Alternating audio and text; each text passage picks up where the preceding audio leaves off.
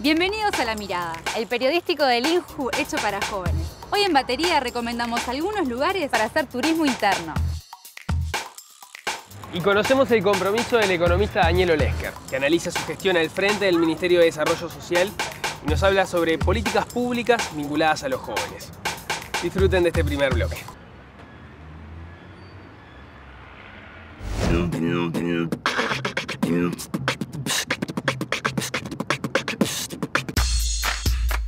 Un lugar de Uruguay que me gusta mucho se llama Tacuarembó y Balneario Iporá. Fui una vez en mi vida, pero es un lugar bueno para ir con la familia principalmente, porque tiene mucha naturaleza, tiene un lago, puedes ir a pasar la tarde, puedes hacer actividades recreativas, pero es un lugar principalmente para descansar. No hay boliches, tenés a Tacuarembó, pero no hay boliches, no hay lugares para salir a divertirse, sino para estar con la naturaleza conectada con la naturaleza. Recomiendo Minas, La Valleja, para conocer, turísticamente. Es un lugar que tiene mucho campo, mucha naturaleza y bueno, y es recomendable. Un balneario que se llama San Luis, que no es muy habitado, pero es un lugar re lindo para conocerlo. Mirá, el año pasado fui a Paysandú con un par de amigos, ahí a la meseta de Artigas, y la verdad que fue una linda experiencia y estaba bueno, había mucha gente, o sea, tenés joda de noche, está bueno, para hacer.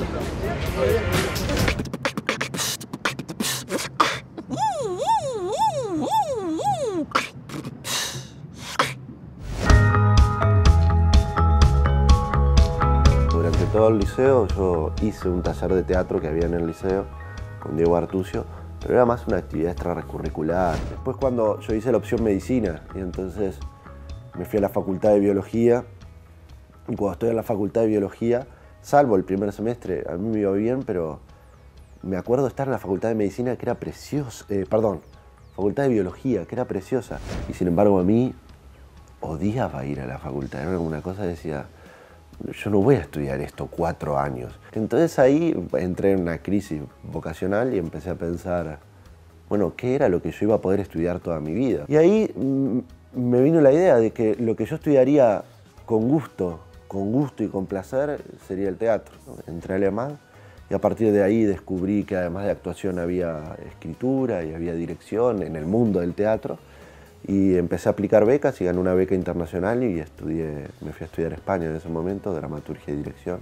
Después viajé a la Royal Court en Londres, donde, no sé, para mí era como un sueño, pues se habían formado referentes míos, que era Beckett, Sarah Kane, Harold Pinter, todos ellos habían formado en un lugar y yo estaba yendo. Algo que aprendí yendo a todos estos lugares es que no hay reglas, que puede haber algunos ejercicios que te entrenen. Yo tengo un proceso generalmente que es cuando tengo un tema que me gusta mucho, me compro libros y empiezo a leer sobre los temas. Y en los libros me dejo influenciar por cualquier cosa. Puedo leer un libro grande como esto y sin embargo que no me interese todo el libro, pero encontré una frasecita que para mí es fundamental y basar la obra en esa frase. Yo escribo teatro y lo dirijo porque es una forma de terminar lo que yo escribo en escena. El que escribe teatro no escribe para que otro lea, escribe para que otro vea. Mi intención de ser director es tener un poco más de opinión durante un poco más de tiempo en ese proceso de creación de la obra. Las Buenas Muertes la estreno antes de viajar a España y Mi Muñequita la estreno cuando estoy en España. O sea, por razones de la beca y que conseguimos el Teatro Circular, que para nosotros era y sigue siendo gigante, que nos diese en un lugar ahí, el Teatro Circular me dice, bueno, pero yo tengo octubre disponible una fecha. Y nosotros dijimos, sí, vamos para ahí.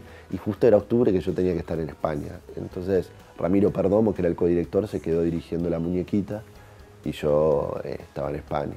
El día del estreno, que era como a las 9 de la noche de acá, supongo, en España eran las 12 o las 12:30. Y yo no tenía plata, había viajado con la beca y me quedaba en un hostal.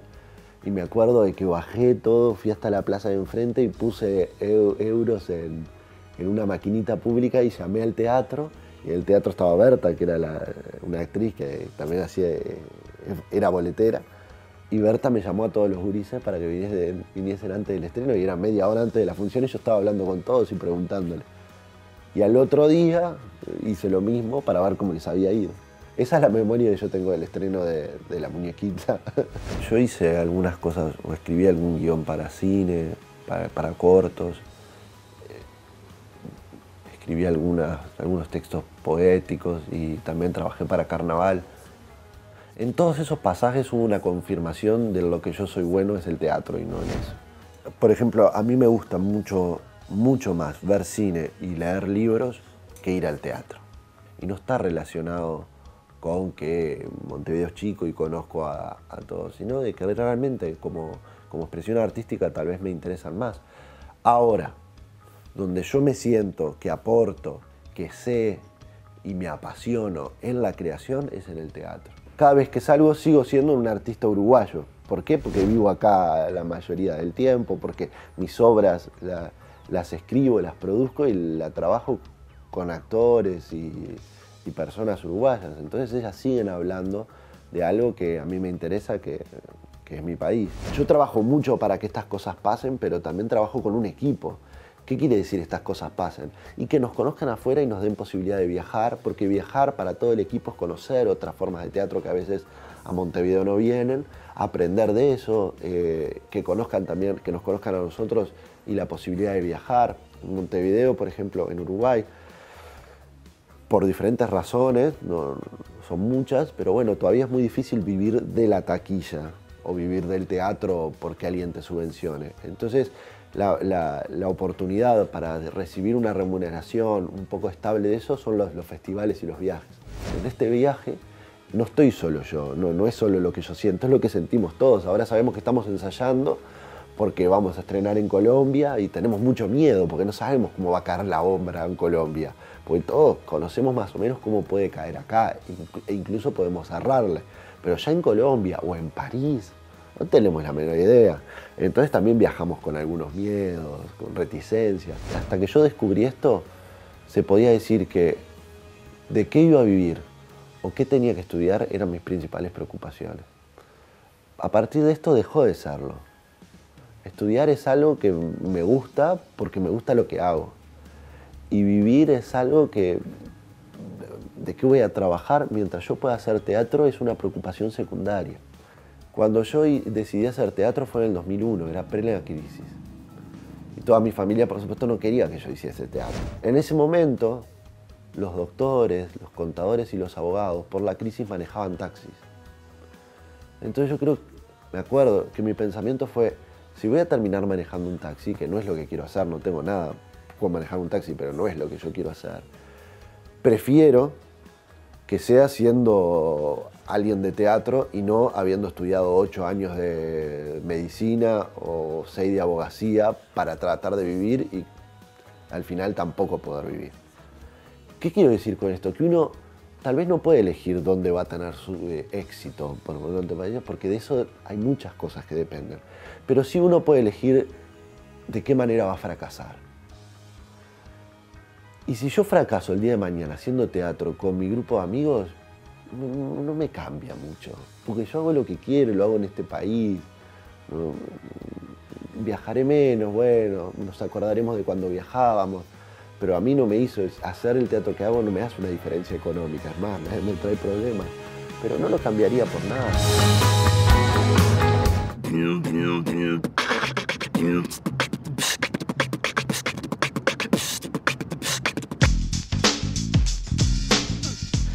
A lo largo de este primer ciclo de La Mirada nos ha tocado conocer la historia de un montón de jóvenes, algunos que han hecho viajes increíbles, otros que tienen trabajos curiosos, otros que han dedicado su vida al arte o a la política y también otros que han tenido una vida durísima pero que vienen remando fuerte para poder superar esa situación. También hemos conversado con los responsables de algunos de los programas dedicados a atender la adolescencia, la juventud. Para el día de hoy, que es el último programa, queremos conversar sobre quien cae la responsabilidad de definir las políticas dedicadas a la juventud y la adolescencia, el ministro de Desarrollo Social, Daniel Olesker. ¿Cómo andás, Daniel? ¿Qué tal? ¿Cómo andás? Bien, todo bien. Cuando te tocó pasar del Ministerio de Salud Pública al Ministerio de Desarrollo Social y te pusiste en esto de pensar los objetivos que querías para tu gestión. ¿Qué fue, en materia de juventud, qué fue lo que dijiste? Bueno, no quiero terminar mi gestión sin que haber hecho esto. Bueno, una sola cosa, no sé, yo estuve, estando todavía de Ministro de Salud Pública, fue que presentamos el Plan Nacional de la Juventud, así que conocía bastante y había participado bastante en esta elaboración. Y yo creo que quizás lo más importante es promover la participación juvenil, digamos, ¿no? Y el otro gran segmento es la revinculación educativa, ¿no? Es decir, me parece que son los dos ejes sostén, digamos, ¿no? Por un lado, uno es para todos los jóvenes en su conjunto, promover su participación en la vida ciudadana, y otro es para un segmento que de alguna manera los años 90 lo fueron excluyendo, ¿no? Aquellos que nacieron en esa época, y su vuelta a la educación y al mercado de trabajo era un segundo objetivo central. Se ha hablado mucho en los últimos años de la cantidad de jóvenes que no estudian ni trabajan. Actualmente, ¿en qué se está trabajando a propósito de eso?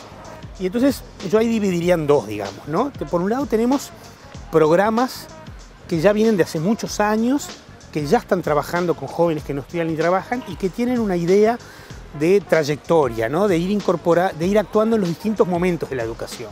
Sí. Tenemos el programa Maestros Comunitarios en primaria, el programa Tránsito Educativo entre ciclos de sexto a primero liceo. En el ciclo básico tenemos aulas comunitarias y formación profesional básica en la UTU-FPB, y en el bachillerato Compromiso Educativo. Estos 5 programas lo que tienen, todos tienen una misma lógica, es o revincular jóvenes que se desvincularon del sistema educativo, o algunos que no se han desvinculado, pero que tienen alta probabilidad de apoyarlos, digamos, ¿no? Cuando uno hace el balance, más o menos tenemos unos 40.000 jóvenes en estos programas. Sin embargo, a pesar de que eso ha generado un reingreso al sistema educativo formal de muchos jóvenes, todavía siguen saliendo, es como una puerta giratoria, ¿no? Siguen saliendo otros que no logran permanecer en el sistema educativo. Y es a raíz de esa preocupación expresada por el presidente Mujica en una reunión que tuvimos, que se crea Jóvenes en Red, digamos, ¿no? Que es como el programa que tiende a ser una puerta de entrada para el sector más duro, digamos, de los jóvenes de 14 a 24 años que no estudian ni trabajan. Estamos hablando ahí de unos 36.000 jóvenes en esa situación. Cuando digo no trabajan me refiero al sector formal, ¿no? Porque dentro de estos 36.000 hay gente que trabaja en la informalidad, gente que trabaja en el hogar, cuida niños, cuida hermanos, cuida abuelos, y de esos 36.000 hay 11.000 que sí, efectivamente, no se les conoce ninguna ocupación ni informal ni informal, ni en el hogar. Sobre ese núcleo duro, digamos, es que llega el programa Jóvenes en Red. Una de las cosas que hice cuando asumí en el Ministerio de Salud Pública y volví a hacer cuando asumí en el MIDES fue todos los viernes por medio salimos de gira a un departamento. Y en muchos de ellos vamos a proyectos de Uruguay Trabaja, aulas comunitarias, a un FPB, y también se nos presentan proyectos de Fondo de Iniciativa Juvenil. Y hay muy diversos. Algunos son campamentos de jóvenes en los cuales, digamos, se hacen actividades de recreación, otros están vinculados a temas, digamos, más educativos, otros están vinculados a temas deportivos, son muy variados. Yo creo que esa es la ganancia de los fondos de iniciativa juvenil, ¿no? O sea, es muy variado. Yo creo que en esa variación está justamente la ventaja, porque en general son proyectos que lo que tienden, digamos, es a responder a las iniciativas que hoy son mucho más diversas. Probablemente en la época que nosotros éramos jóvenes, las iniciativas estaban mucho más, por lo menos, estaban más concentradas en las actividades más militantes tradicionales. Me parece que la ventaja de hoy es que los jóvenes abrieron su visión, ¿no?